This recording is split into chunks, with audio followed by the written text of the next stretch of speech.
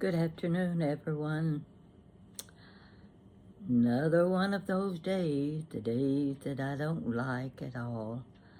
I woke up yesterday morning to my usual gloom, despair, and agony on me, with the feeling, oh gosh, let me just stay in bed, pull the cover up over my head. I don't want to get up to this. Well, I did get up. It stayed that way all day long. And I'm going to tell you, I don't work on gloomy days. I just don't get the spirit. I can work on sunshiny days and enjoy it. But when the weather's like it was yesterday and today, I'm sitting on the couch. This is my studio, you know. I don't have studios like most people have. I'm either sitting by my dining room table, or I'm sitting in the middle of my couch. And I'm telling you, the middle of my couch is starting to sink a little more each day of the week. I'm going to have to get a board and put across it so that I don't go out of the picture when I'm doing a video. Okay. What am I going to talk about today? Gloom, despair, and agony on me. You've heard a lot of that from me lately, and we're going to hear more if the winter stays like these days. But I'm optimistic. I know we're going to have some more pretty days in the month of November, and we're getting ready for Thanksgiving. I've got my list of things that I have to bring to the dinner. We're going to Jessica's house for Thanksgiving dinner. She wants to have it there. She has a pretty nice dining room and a beautiful buffet hutch that it was used secondhand. She stripped it, she painted it, put mirrors and glass on the inside. Really nice job she did. So, anyway, let's see where I want to go. We're going to go back in time. Why not go back, way back?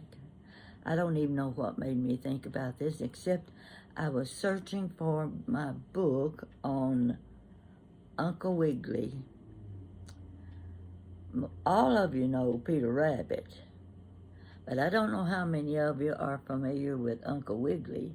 Now, the book that I have, Uncle Wiggily was an ugly fella. In fact, if I was a kid reading that book, I'd be scared. I'd be putting my hands over my eyes while I was reading, because he was a scary-looking rabbit. But still, that's the one I wanted to find and see if I could get a little story or two out of Uncle Wiggily. I didn't find it. So, I want to get my story in order. I'm going to start with back during the war.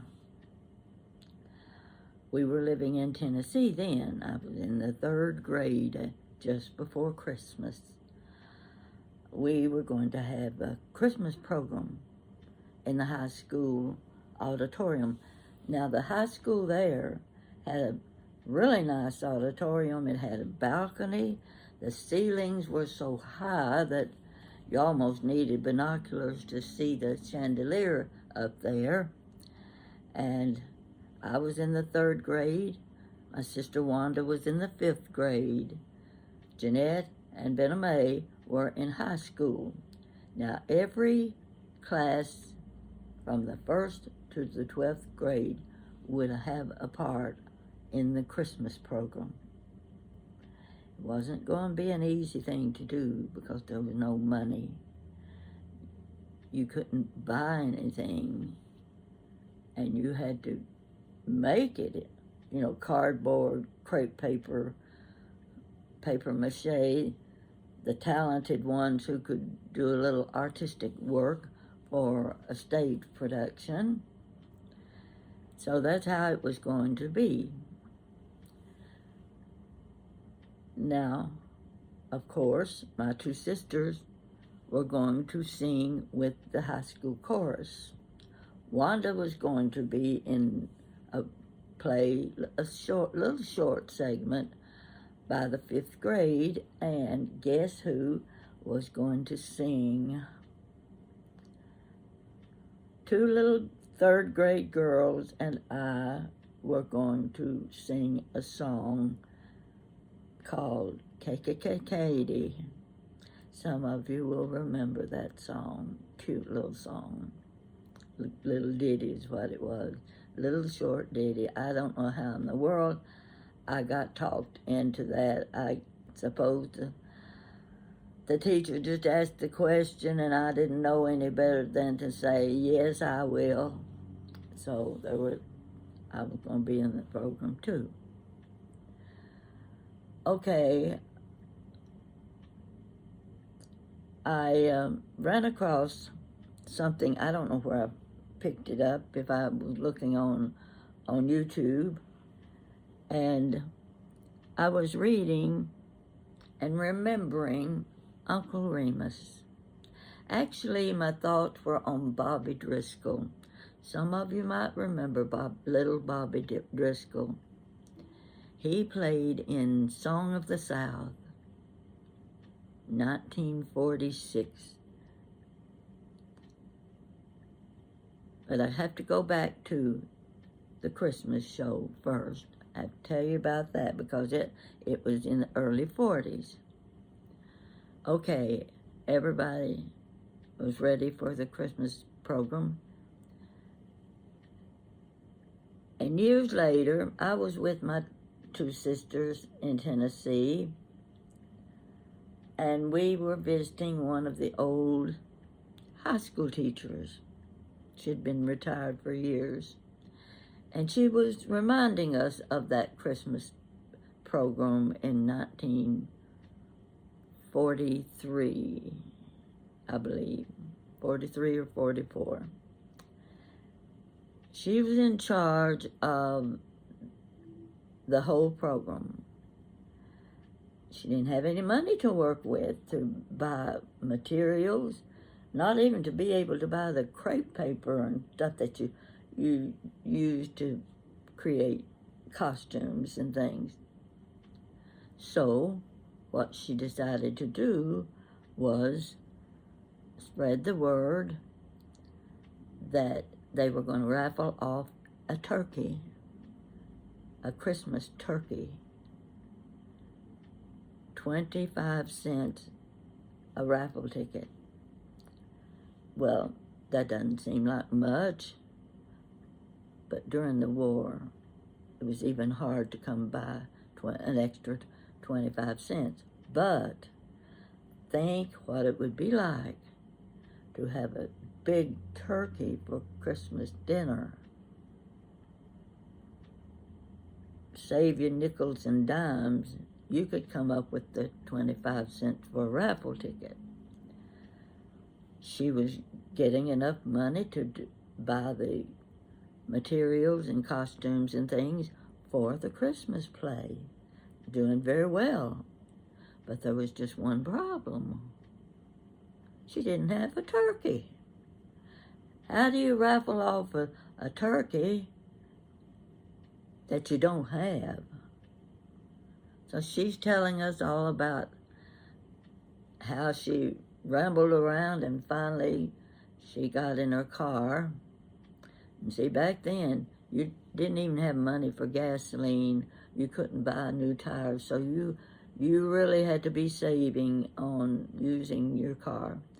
So she gets in her car and she starts driving out the country roads.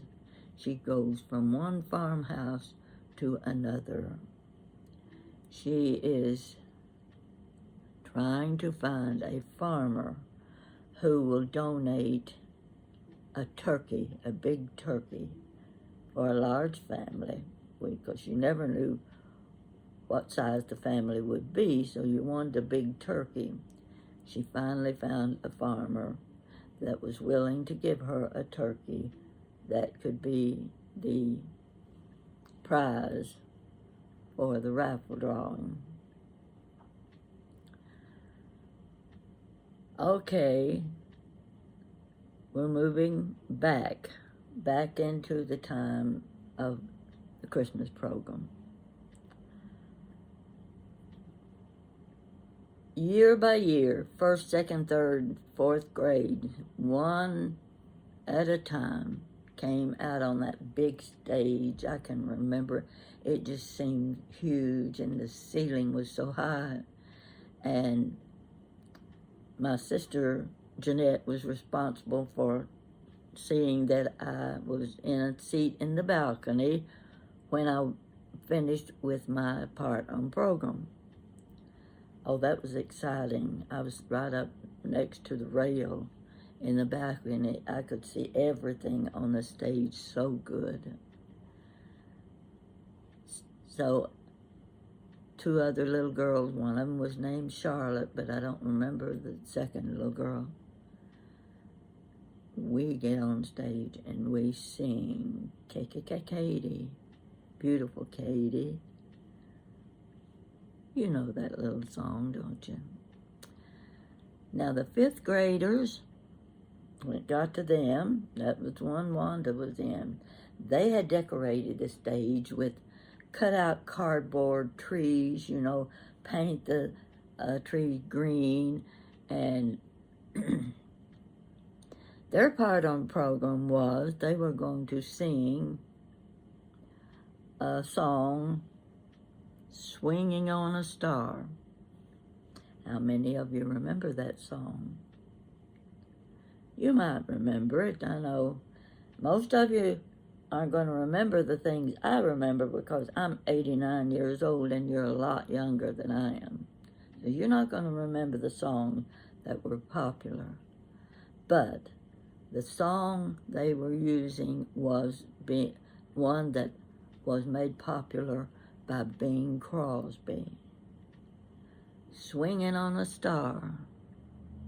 They had a big swing out there, hanging down with the ropes, and I guess the little boy and little girl were on the swing, and someone was behind the swing, pushing it back and forth, singing, "Or would you like to swing on a star, carry moonbeams home in a jar, and be better off than you are?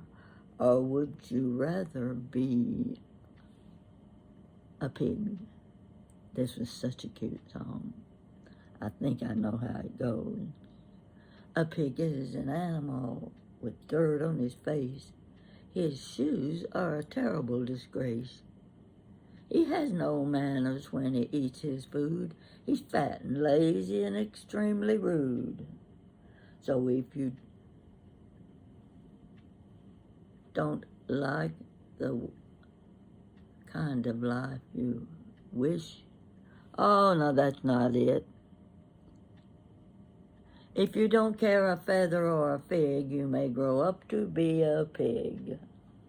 That's the way the song went. And then it went on.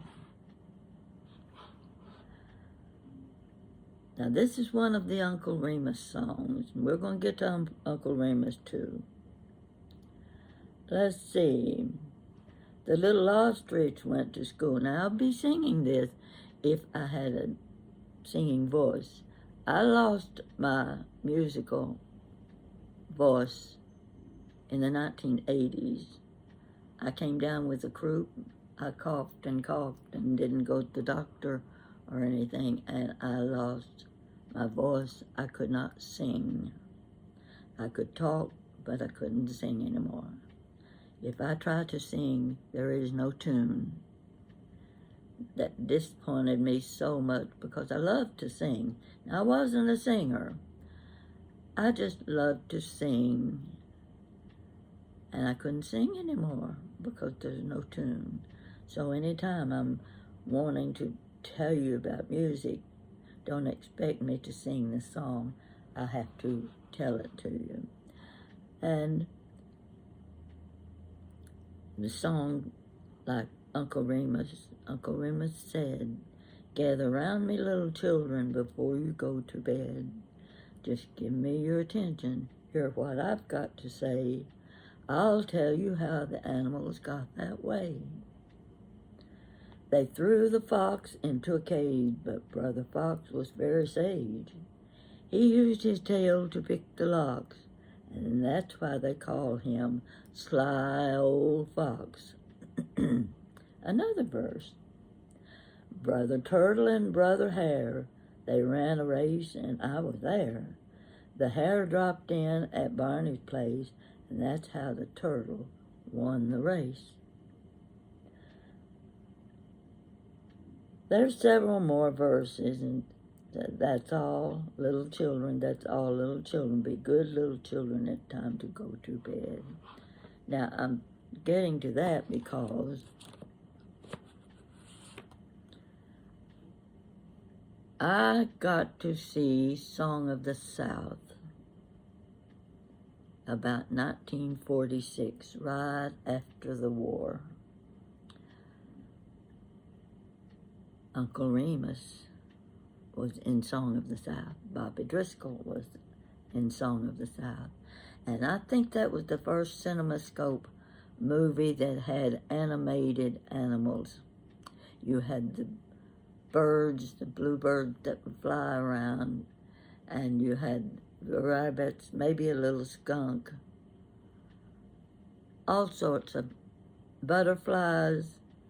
Oh, it was the most delightful movie ever, although I was just 10 years old when I was watching it, but it was the first one with animated scenes. I'm getting back and forth in this story, not following my trail as I had meant to do, because what I'm getting at is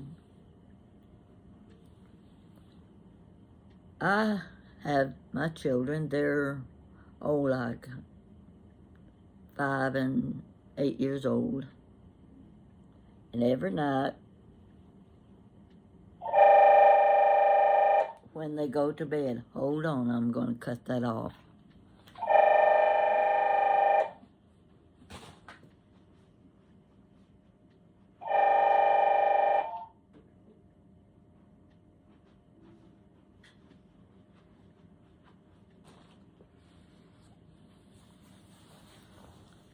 Now, where was I? Talking about the ages of my children. And they wouldn't go to bed unless I went to bed with them. I would always sing a song or tell a story. Now, of course, there was the Uncle Remus stories. And I always sang, zippity-doo-dah, zippity-ay, my, oh my, what a wonderful day. Plenty of sunshine heading my way.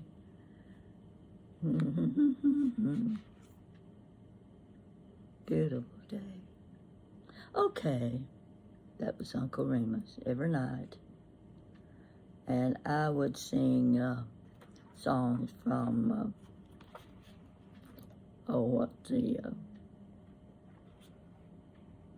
what's the movie with Judy Garland? Anyway, every night they got an Uncle Remus song.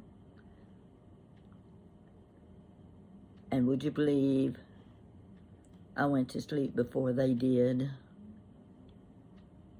That's how it was every night. I fell asleep before they did.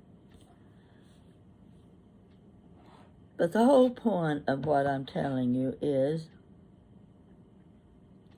the way things were. Let's see.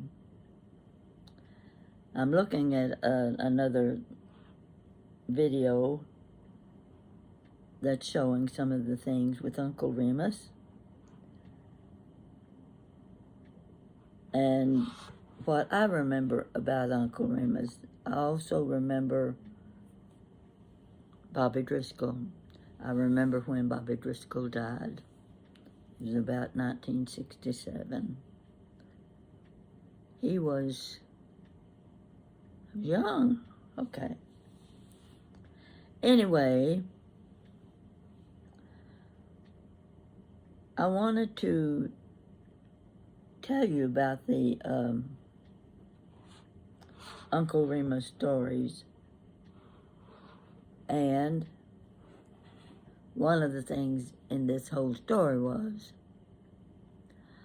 when my grandchildren, Molly and Jessica, were like, I'm going to say 8 and 10 years old, they were taking music lessons and piano lessons.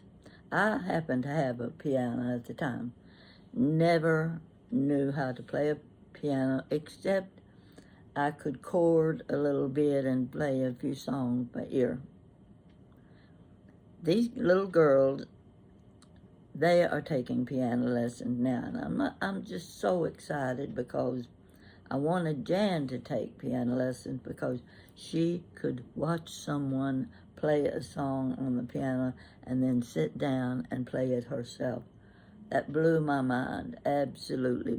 I can't believe that she can watch someone play that song and turn around and play it herself. Well, she took piano lessons for 2.5 years, but she was one of those kids that didn't suit her. She didn't want to play piano anymore, so she quit. But that was my disappointment, not hers. But I remember the day we were in this piano store, and the teacher was there, young man, and he said, the girl went up to him, and I was a little bit embarrassed when they said, Granny Pat can play Lavender Blue. Granny Pat, play Lavender Blue for him. Do you remember Lavender Blue? Well, if you remember Burl Ives and you remember Beulah Bondi and Bobby Driscoll, they played in a movie about 1948 called So Dear to My Heart. Now, those are the two movies that have remained in my life. The one, Song of the South, and So Dear to My Heart. Little farm scene, Beulah Bondi is the grandmother, and Burl Ives is the uncle playing his ukulele. And what is he playing but Lavender Blue? So I always remembered Lavender Blue, so it wasn't a fast song, so I could play it on the piano. But oh, how embarrassed I was when my grandchild is saying, Granny Pat, play Lavender Blue for a piano teacher. I know you've had experiences like that too.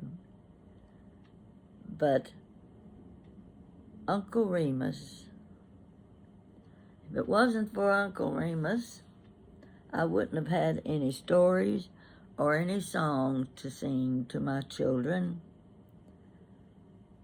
when they went to bed at night.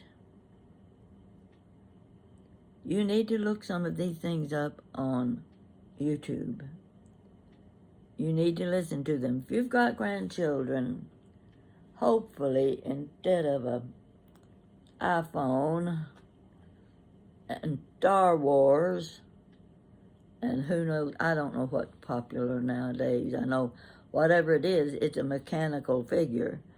It's not a real live person. It's going to be made out of metal and wood and screws and nails. But those were some of the most delightful times of my life, remembering movies for children and Uncle Remus.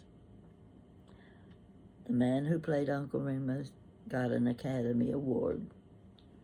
Just luckily, that's all I can say, because you didn't let that happen in those days.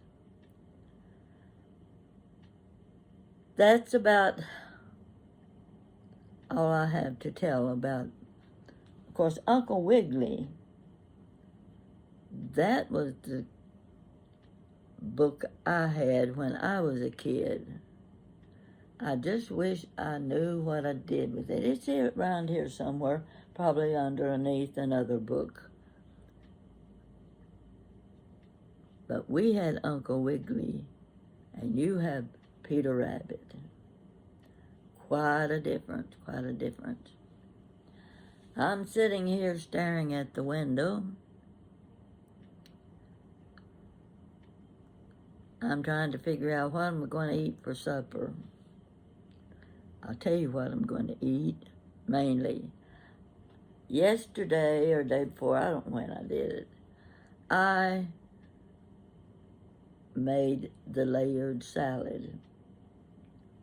That layered salad has been in my recipe list since 1970, about 1975. That's where I learned how to make the layered salad. Brand new thing. Gosh, and I thought, ooh, this sounds terrible. Well, that was about the time I'd quit my job and was going to move, open up a craft shop, and my house caught fire.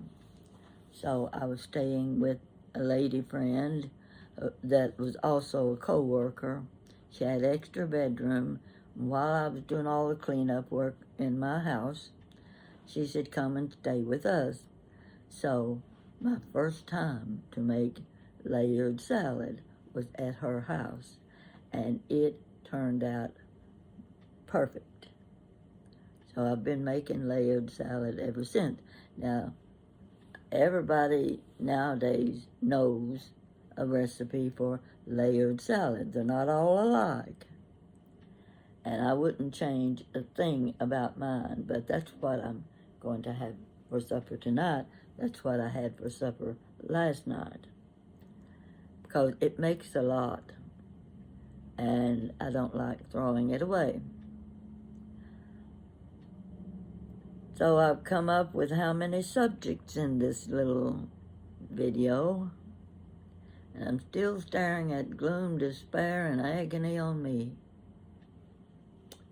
Yep, right through the blind, there it is. I'm hoping maybe tomorrow will be a better day, because I'm running out of Dr. Pepper, and I don't want to go out in this weather to Kroger. I think maybe I've got enough to last me tonight, and in the morning I'm going to Kroger with my little short list of items that I need, plus Dr. Pepper.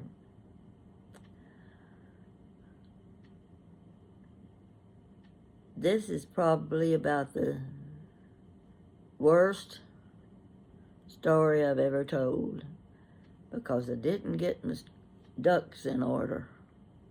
You got to get your ducks in order if you're going to do it right. And I thought I had mine in order. I've got my notes. Rainy, gloomy days. That was supposed to tell me something. I've got Uncle Remus, zippity-doo-dah. That's what Uncle Remus said. And Uncle Wiggily. That's my notes for this video. The next thing I have to do is decide, am I going to let my viewers see this video? You tell me. Let's have a drink of Dr. Pepper now. I've had this little thermos for years, and it keeps my drink cold all day long. Wouldn't be without it. I wore these glasses today because they kind of brought out the little glitter on my blouse. I like this blouse. This blouse came from Cracker Barrel. They have some really nice t-shirts and sweatshirts and jackets and things. And they run about $22 to $30 each, which to me is standard price. But I really like this top. It got the 3/4 length sleeves. I can't wear the long sleeves because they come way down here on my hand. So I thought I'll wear a top 2 or 3 times before I give in and wash it. So I thought, well, I like this one. And the glasses just happen to be here on the table beside me to enhance the outfit. My earrings, I could have put some earrings on. Let's see if I look any better with the earrings. I'll let you decide. Let me get one on. I don't want to look for some earrings. These just happen to be lying here. Or they'll be okay, but there's no rhinestones in them. And I like my things to match. Don't like to wear earrings. Jan keep trying to talk me into getting my ears pierced, and I said, I ain't ever getting my ears pierced. She said, yes, you are, because when they put you in that coffin, I'm going to punch your ears with a needle. I have a nice, sweet daughter, you can tell. Anyway, that's how we have our fun. We pick at each other a little bit now and then. I think she's doing about the same thing I'm doing. I believe she's not feeling well. She got a few physical problems. Golly Moses, I don't know how she gets the most unusual conditions. And fortunately, she doesn't blame them on me. She blames them on her father. Yeah, that he had all those things too, and I never did. So she can't say I take after you. So 32 minutes. That's about standard time. It's long enough for you to say, that's enough, I'll turn it off now. That's what I'm going to do. My hair still looks fairly good. So, stick with me, folks. My stories are getting slim. I'm kind of running out of things to talk about, so I'll just ramble. Put my little pheasant over here on the end. That's the only change I made in my fall decoration. Haven't come up with anything for Thanksgiving. I might even just go back to the ones I've used in the past and show those table decorations to you, because I'm sure some of you won't remember them. So we'll see what comes up. I hope you're going to have a good Thanksgiving, because I'm in charge of the corn pudding, the sweet potato souffle, the dressing, cornbread dressing, and it seems like there was something else. I'll probably have to take my own tea. I won't drink Dr. Pepper for a formal dinner, but I'll take a big jar of iced tea. And that's going to be my contribution for dinner. They're talking about having a shrimp cocktail. They're having shrimp cocktail, not me. Let's see what else. We'll have a few little hors d'oeuvres sitting around, because we're not going to eat until about 3 in the afternoon. I can't go from 9 o'clock in the morning to 3 in the afternoon when I can smell it cooking in the kitchen. It's going to be a good day, I'm sure it will. Got to be a good day. But there'll be good companionship there. There'll just be 4 of us. But that's enough. That's enough. And I haven't been to Louisville in a while. It's time for me to go.